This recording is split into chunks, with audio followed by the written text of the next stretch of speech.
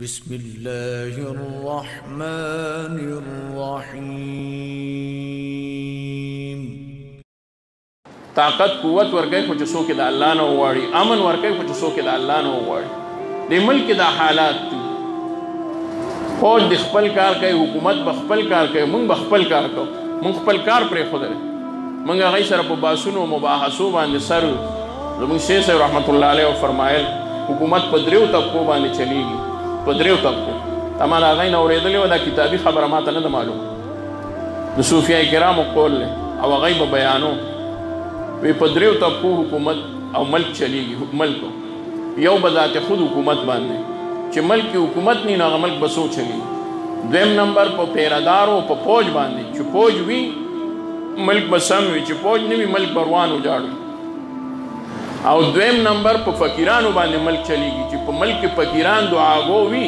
د مسلمانانو ملکونه الله رب العزت د دوی په دعاګانو باندې چلی. موږ دعاګانې پرېښودې دي، ملک روان دی.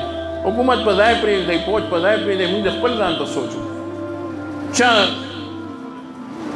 دعا کړې ده چې کله چا نه دې تپوس وکړه نن دې په څو منځونو کې د ملک دپاره، د قوم دپاره، د معیشت دپاره دعا کړې ده؟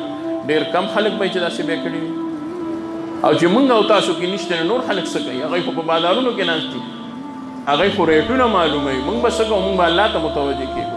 هر مانځه پسې د دې خپل ملک دپاره دعاګانې غواړو، هر مانځه پسې او هر وخت د دې ملک دپاره دعاګانې غواړئ. طالبان د مدارسو کې دعاګانې شروع کړي چې ملک سم شي، چې ملک حالات برابر شي.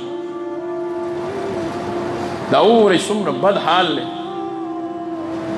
په مسلمانانو، چې کم ملک ظلم کوي، کم ملک د هغې یا وزیر اعظم دی، دا یا صدر دی، دا څه دی مودي، هغوی وزیر اعظم دی.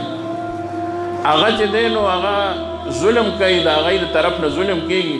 د دنیا مسلمانان هغوی سره دي، دا مظلومان په غلطه دي، ظالمان په صحیح دي. بس دا حل دی، دا خبره شوه. بیا هغه له انعامات ورکېږي. مسلمانانو کمزور دعا به څوک څنګه وکړي؟ هغوی دعا ته اوسګارېږي، هغوی الټه د هغوی سره دي. خو ګورې واورئ دغه چې هم کېږي دا زموږ د اعمالو د وجې کېږي.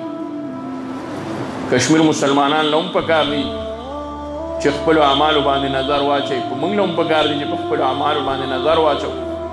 دا چې څه کېږي دا زموږ سره د خپلو اعمالو د وجې کېږي. د الله نصرت او امداد مسلمانانو سره په هغه وخت کې وي چې مسلمانان الله طرف ته متوجه وي. چې کله الله طرف ته نه وي متوجه، الله ته خپل نصرت او امداد پورته کړي، بیا نورو خلکو سره شي. دا د الله امداد نه دی هندوانو سره، خو چې مسلمانانو سره نه دی نو خود هغه خلک چې مغلوب او غیب غالب شي. دا به نه و چې ګنې کافرانو سره د الله امداد دی، دا غلطه خبره ده. کافرانو سره د الله امداد نه وي، نصرت نه وي، خو د مسلمانانو نه امداد پورته شي. چې امداد پورته شي هغه بل خود لکه یو مظلوم دی، یو دوه کسان جنګ کوي، هغه یو د یو سره دی هلکه ویې نه وهي ښه به نه، خو بیا اخره کې دی وایي د یو سره نه یم، بس هپله شاته ودرېږي. دا یو کمزوری دی، دا بل ضرور دی. نو دې کمزوري سره چې دا دویم کس و نو د ده په وجه باندې ده ورته څه نه وي، خو چې هغه ترې هاخوا شو نو هغه پرې راباندې کړی. نو دا بل پرې نه ضرور کېده، خو که دی ورسره و. نو په انسانانو کې دغه قاعده کلیه ده. مسلمانان هم دقه شان دي، د الله امداد ورسره و، خو چې کله کمې پورې دی د الله طرف ته متوجه و. خو چې کله د الله طرف نه توجه لړ او یقیني لړ، بیا خبره ختم شوه، امداد د الله ختم شو. چې د الله امداد ختم شو، هندو چې ډرکوب قوم دی هغه راغی په مسلمان باندې، او مسلمان په کور کې وهي او ډبی.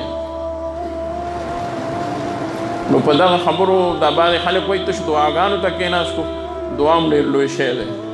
کوي دي هر څوک د خپل خپل کار کوي، خو موږ به دعا کوو الله دې زموږ د ملک او د کشمیر حالات او د افغانستان حالات برابر کړي.